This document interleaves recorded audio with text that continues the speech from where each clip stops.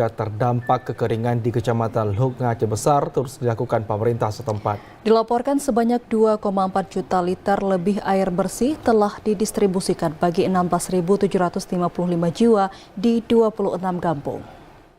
Selain di Kecamatan Lhognga, distribusi air bersih juga dilakukan bagi warga yang terkena dampak kekeringan di Kecamatan Pekanbadak.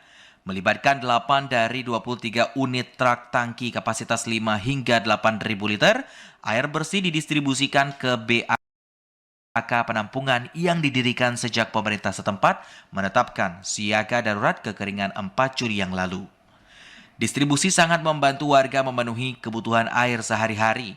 Mereka tidak perlu menghabiskan waktu menjangkau sumber air yang jauh dari tempat tinggal masing-masing. Kondisi ini setidaknya dirasakan warga Gampong Kuh di Kecamatan Lhognga yang juga terdampak kekeringan.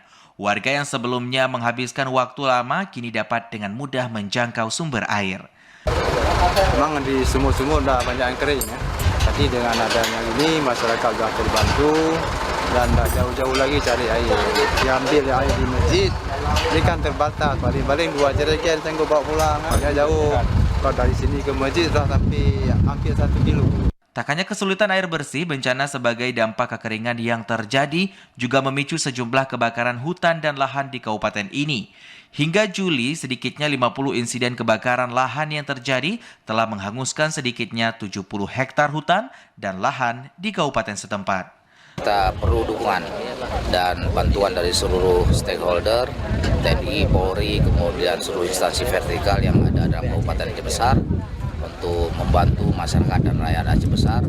Dan khusus El Nino dan El Nina ini kan sudah jauh-jauh hari pemerintah pusat mengingatkan. Ya, tidak hanya Aceh Besar, kita harus paham hari ini seluruh sebagian wilayah Jawa juga lebih duluan mengalami El Nino dan kekeringan.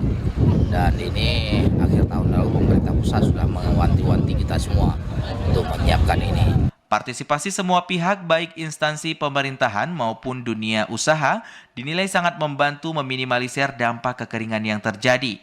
Kondisi ini mengingat Aceh Besar merupakan salah satu kabupaten yang tidak saja rawan bencana kekeringan, tapi kebakaran hutan dan juga lahan maupun yang lainnya. Dari Aceh Besar, Arman Konadi, TVRI.